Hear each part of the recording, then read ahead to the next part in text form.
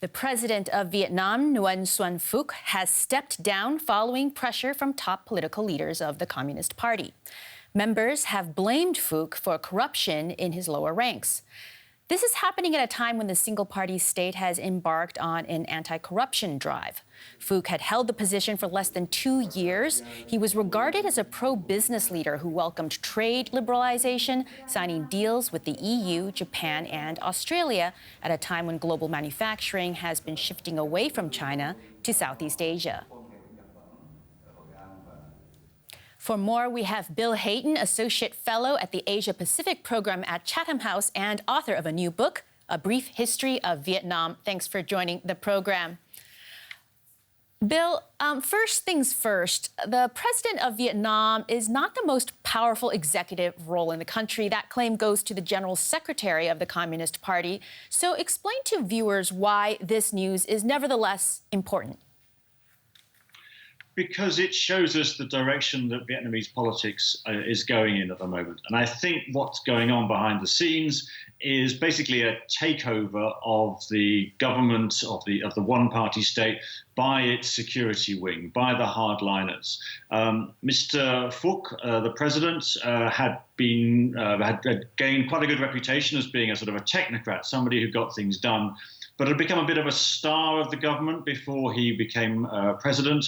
And he's been fired along with 2 deputy prime ministers, one of whom was responsible for controlling the COVID epidemic in Vietnam, and the other was well known as the face of foreign affairs. Both of them also became sort of stars. And I think there's a sort of feeling within the Communist Party that these people became too well known, too keen to make their own policy, and that they had forgotten Communist Party discipline. And that's really what the Communist Party doesn't like. So this is the Communist Party, its core, its sort of deepest, darkest bits of the party taking back control. So let's discuss these corruption charges. I mean, this reminds me, and of course I caught your own comments on Twitter, of the Chinese Communist Party anti-corruption campaign that was really about taking out political opponents. Sounds like what you're suggesting is happening here.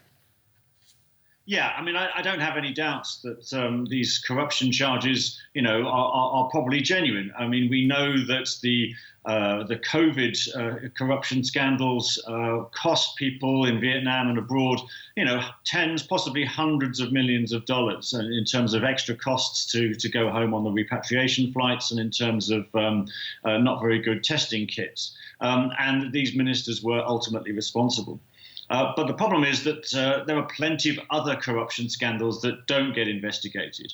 And it's clear that the ones that do get investigated generally do get done so because of political reasons. And so Mr. Chom, who is the leader of the Communist Party, the most important man in the country, is a master at playing these games. And he has really used these corruption scandals to bring down his political enemies. So I think what we're seeing in Vietnam, you could call the Xiification of Vietnam. So the kind of methods that Xi Jinping has used in China now being used by the Vietnamese Communist Party in Vietnam.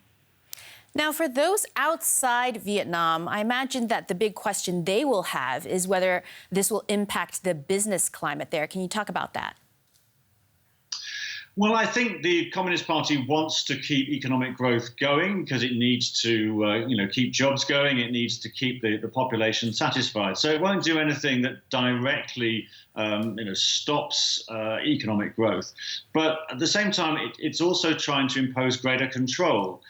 So inevitably, there's going to be slowdowns. There's going to be restrictions. And also, there's this sort of climate of fear, really, that, a lot of officials are worried about taking decisions in case they get caught up in a corruption scandal later on, or some of their actions are used against them.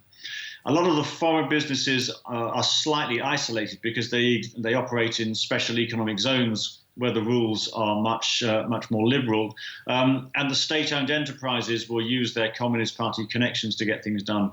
But the domestic private sector, the smaller businesses, they're more likely, I think, to experience a slowdown. And that might have a general impact on the whole country's economic growth.